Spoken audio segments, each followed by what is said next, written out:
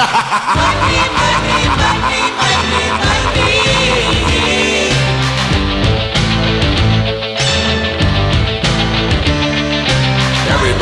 got a price. Everybody's gonna pay. Hey, what's up guys, Gold Izzy. Got a great idea for a video. I'm going to talk about my 5 picks of who I think is going to be inducted into the 2010 WWE Hall of Fame the night before WrestleMania 26. I'm just going to jump right into it. Number 1, The Ultimate Warrior. The Ultimate Warrior had in my opinion, had a really great WWF career. Of course, he got a start back in the UWF with Sting, part of the tag team known as the Blade Runners. Him and Sting were awesome. They split, and Warrior got his big break in the WWF. He came to the WWF as the Dingo Warrior. Vince McMahon didn't like that name, so he changed it to the Ultimate Warrior. And he had probably the best entrance ever. I mean, that music would hit,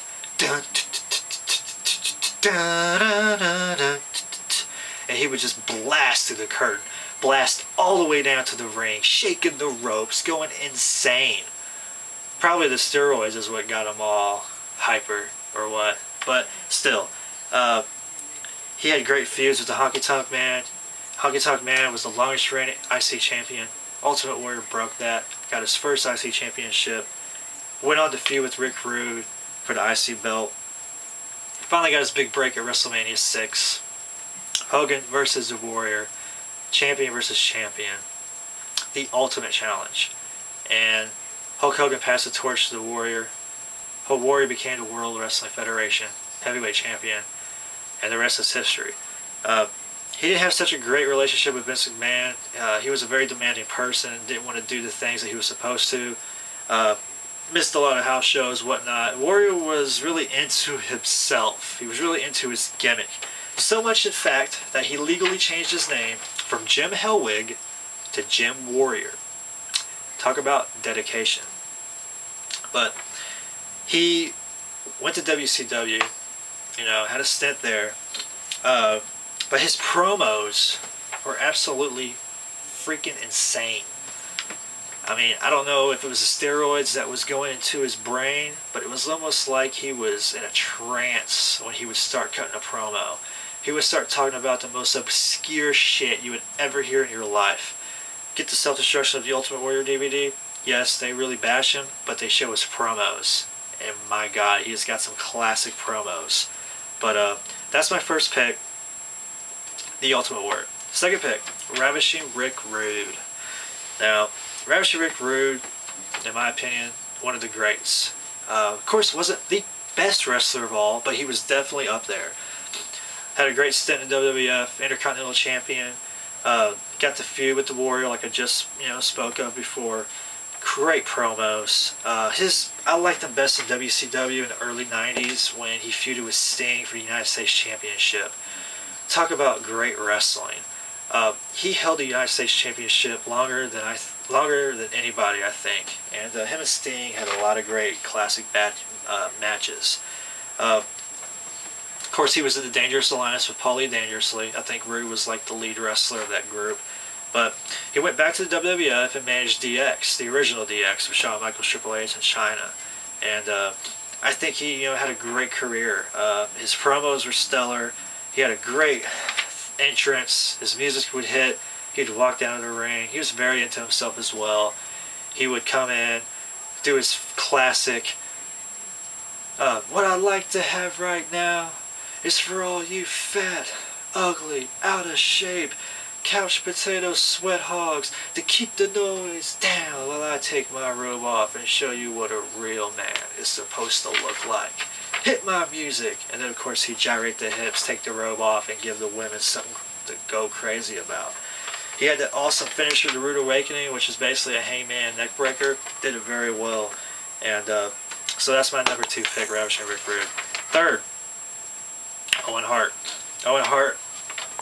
What can you say about Owen Hart that hasn't already been said? Fantastic technical wrestler. Got his start in Stampede. He was born in a wrestling family. Bret Hart was his big brother. He had everything going for him. The funny thing was is that the WWF never wanted to sign him. He got tryouts, but they didn't like him. But finally, he got his break. And what really got him going was the feud with Bret versus Owen, brother versus brother. SummerSlam '94, the cage match was epic. That year also he won the King of the Ring. And his career really skyrocketed. He was a tag champ. He was an intercontinental champion. He was a European champion. His promos were great as well. He is not a nugget, by the way. But he was great. I mean, you know, should he be in there because he's dead? No, not at all. But, you know, he was great. He doesn't have to be dead for him to be in the Hall of Fame, you know. He actually, in my eyes, has earned it. But yeah, it was sad in 1999, Over the Edge, when he dropped from the ceiling and hit his head on the turnbuckle. But that's over 10 years ago now, and you know, may he rest in peace. Long ravishing Rick Rude, may he rest in peace as well.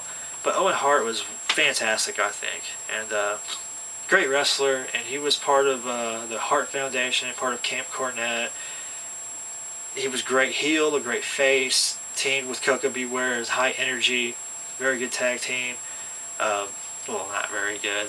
They did the best they could when they first came out. But, yeah, great in my eyes. Fourth, the $1 Million Man, Ted DiBiase. $1 Million Man, he didn't really have a great, he didn't have a great championship reign in WWF. He, in fact, only had the $1 Million Championship out of the WWF. He didn't have any other title except the Tag Team Championships. But he was really awesome before he came to WWF. He had a lot of titles in his other organizations. But when he got to WWF, his gimmick really flourished. He became the $1 Million Man. Everybody has a price for the $1 Million Man. And him and Virgil was his little lackey. You know, that's kind of controversial, having a black guy be your servant, your gopher, so to speak, you know. But it worked, and it was actually very entertaining, especially when Virgil finally got the balls to split from him, and they had their little feud for the $1 Million Championship. But he was a tag champ with Money Incorporated. Irwin R. Shyster, Mike Rotunda, fantastic wrestler. Those two together were great.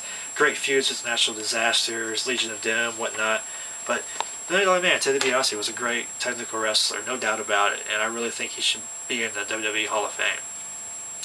My fifth and final wrestler, Bam Bigelow. Now, I don't know how you guys are going to feel about Bam Bigelow, but let me tell you. He was a big dude. We all know that. His gimmick was insane. Scared you to death. I mean, he had the shaved head with the flames tatted all over. He had the black bodysuit with the flames all over it. Big guy that could wrestle like a light heavyweight. Very agile. Can fly off the ropes. Can do all that crazy shit in the ring. Somersaults. Headbutts off the top rope. He could do it all. Great gimmick. Great theme. I loved it.